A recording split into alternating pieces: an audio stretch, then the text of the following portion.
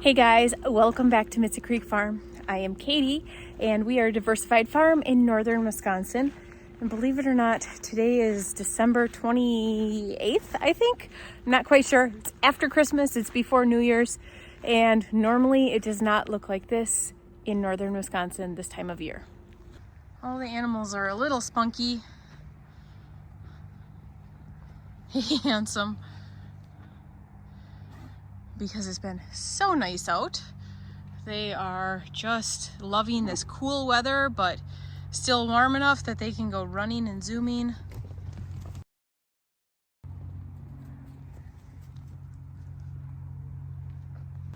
When Beck and Owen went to my uncle's this fall to pick pumpkins, he had DeWalt clippers.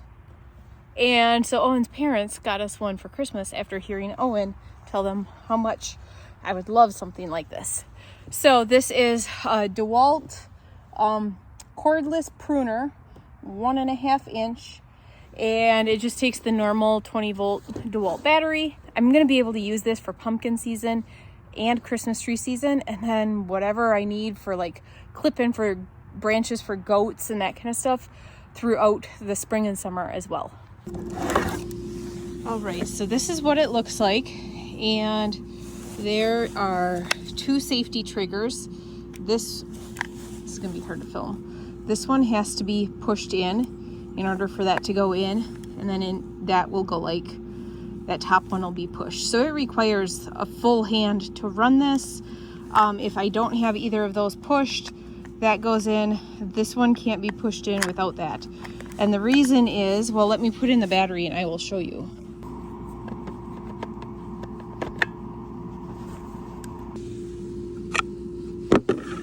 Okay, so this is what it looks like when you are running it. So I've got both fingers on that trigger right there. I'm doing that one right there. And this is what it looks like. So it pneumatically closes it and opens it again. If you hold it shut, it keeps it shut. Or if you hold the trigger down, it keeps it shut. So, like that, and like that, and like that.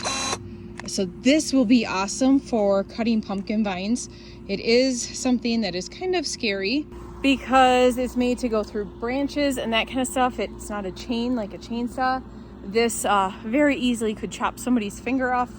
And so definitely not something the kids can use, but this is gonna make life here at the farm so much easier. This is gonna be my first time using it. I wanted to share the moment with you guys. So let's cut a couple of branches here in this lilac bush.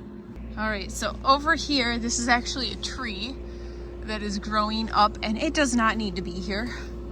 But I'll show you on some of these branches what here it looks like. So, oh boy, that's really nice.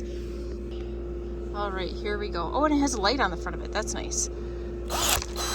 Wow, that's amazing.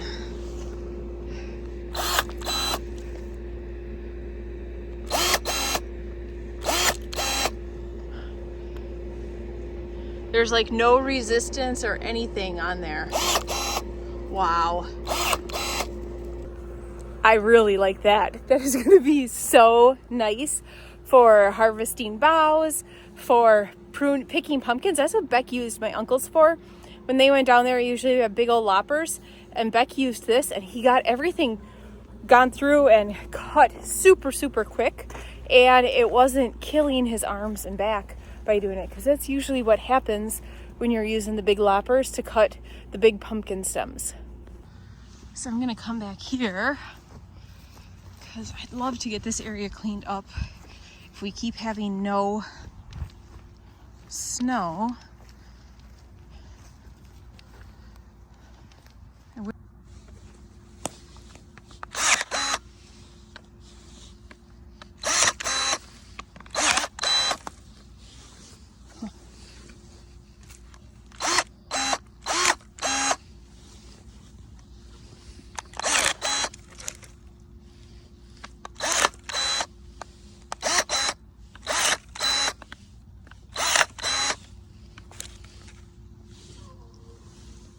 On the bigger ones, it does take a couple of times, but my goodness, that is really nice. I think that this is the tool of the year for Mitza Creek Farm. I am loving this. Charlie, kitty, what you doing? Huh? Are you gonna go hunt some mice? This is a invasive species. It is a an Asian honeysuckle.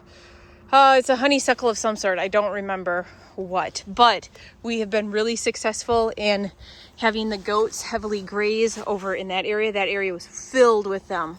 And since the goats and the sheep only come in here a couple times a year, they eat it down, but they aren't forced to eat it. So this is going to work amazing for this kind of stuff because I can come in. That turns on the flashlight. When you pull the trigger, it turns on the flashlight. That's nice. And I can go like that.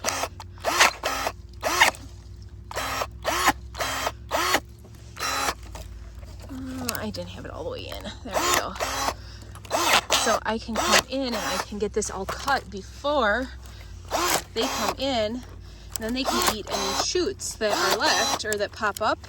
And once we get the shoots really it all kind of eaten down and all that's left is shoots coming up, then that is what really prevents it from coming back, because it doesn't have any green on it to let it come back. So this will make a big difference in these guys.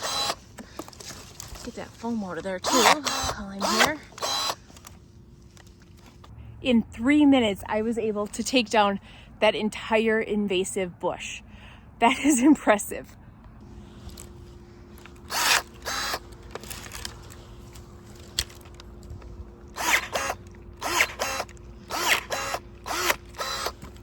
This is going to make a huge difference here on the farm.